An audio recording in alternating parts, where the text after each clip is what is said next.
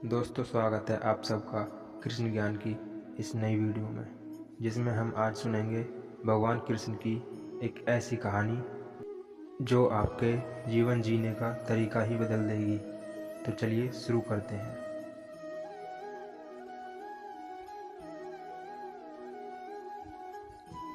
दोस्तों, किसी ने क्या कमाल की बात कही है कि दुनिया ने जब जब जोर लगाया मेरी कश्ती डुबाने को, ऊपर वाला खुद आया मेरी नैया पार लगाने को।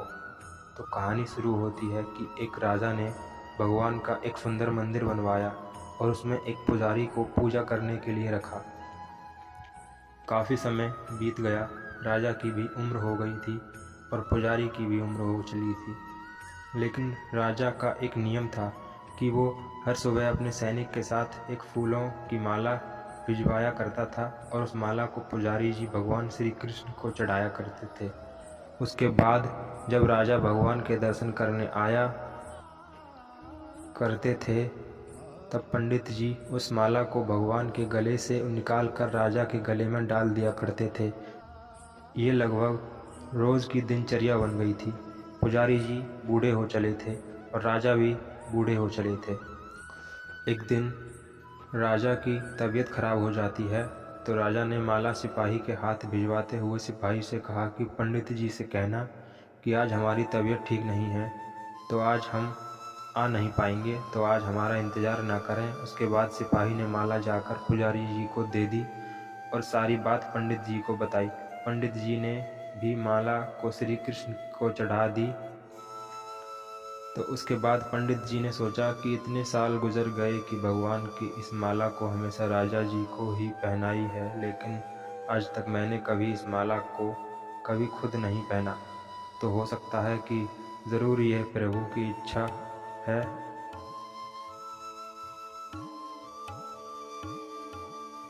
कि इतने सालों में आज मौका मिला है कि प्रभु की इस माला को मैं अपने गले में पहन पाऊँ।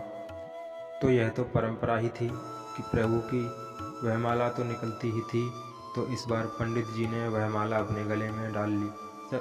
लेकिन तभी सिपाही दौड़ते हुए आया और बोला कि महाराज को वहाँ कुछ ठीक नहीं लग रहा है। तो राजा साहब मंदिर की तरफ ही आ रहे हैं, आप तैयारी करना शुरू कीजिए। राजा को लगा कि इतने सालों से बनी हुई परंपरा कहीं टूट न जाए, इसलिए वह मंदिर की ओर आने लगे। जैसे ही पंडित जी ने यह सुना, उन्होंने तुरंत माला गले से निकल कर और भगवान को पहना दी। घबराहट में पंडित जी समझ नहीं पाए कि उन्होंने क्या गलती कर दी है। पंडित जी को लगा कि अगर राजा को पता चला तो वह उसे दंड दे देंगे।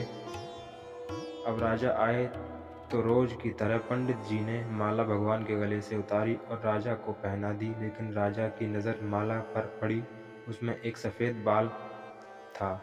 राजा को बात समझ आ गई कि ये सफ़ेद बाल पुजारी का है। राजा ने पुजारी से पूछा कि क्या इस माला को आपने पहना था? यह सफ़ेद बाल कहाँ से आया? तो पंडित जी डर गए और डर के मारे बोल दिया, यह सफ़ेद बाल तो श्री कृष्ण का है, भगवान का है। राजा को गुस्सा आ गया कि एक तो पंडित जी छल कर रहे हैं और ऊपर से झूठ बोल रहे हैं। राजा ने थोड़ा गुस्से से पूछा कि कृष्ण जी के कब सफ़ेद बाल हो गए?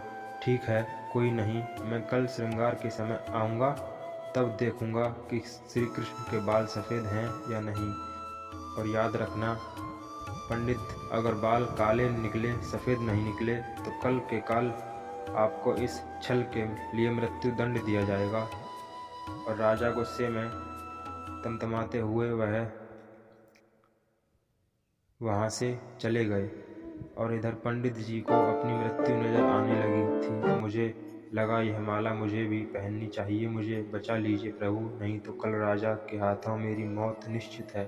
पंडित पूरी रात भगवान से विनती करते रहे, रोते रहे, प्रार्थना करते रहे कि प्रभु मुझे बचा लीजिए। अगली सुबह राजा श्रृंगार के समय पहुंचा और पहुंचने के बाद राजा ने पंडित जी से कहा कि पंडित जी मुकुट उतारिए, मुझे बिहारी जी के केस देखने हैं। पंडित जी ने डरते डरते मुकुट उतारा और जैसे ही मुकुट उतारा राजा चौंक गए। श्री कृष्ण की मूर्ति के बाल सफ़ेद थे, लेकिन राजा को लगा कहीं ऐसा तो नहीं कि पुजारी फिर कोई छल कर रहा है। कहीं इसने अपने जान बचाने के लिए बाल रंगवा तो नहीं दिए। तो बाल की जांच करने के लिए वो बाल तोड़ने लगे और जैसे ही राजा ने बाल तोड़े मूर्ति में से खून बहने लगा। राजा यह देखकर भगवान के चरणों में गिर गए, क्षमा मांगने लगे कि क्षमा कर दो भगवान, मुझसे बहुत बड़ा पाप हो गया। मैं शक में इतना अंधा हो गया कि मैं सही गलत भी भूल गया। तभी मूर्ति में से आवाज़ आई कि राजा, तुमने मुझे सिर्फ मूर्ति माना, इसलिए मैं आज से तुम्हारे लिए सिर्फ मूर्ति हूँ। लेकिन इस पुजारी ने मुझे साक्षात भगवान देखा, इसलिए उसकी जान बचाने के लिए मुझे अपने बालों को सफ़ेद करना पड़ा, खून की धारा बहनी पड़ी ताकि तुम्हें समझा पाऊँ। और उसके बाद राजा को अपनी गलती पर पछतावा हुआ, लेकिन अब कुछ नहीं हो सकता था।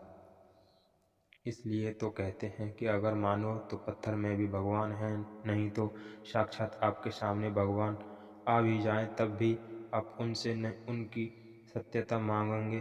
और अगर आप सच में भगवान को देखना चाहते हैं तो आपके सिर्फ भाव में होने चाहिए। ऊपर वाले पर बिना किसी शर्त के विश्वास रखो और अपने कर्म को निरंतर करते रहो। ऊपर वाला आपको उसका फल अवश्य देगा।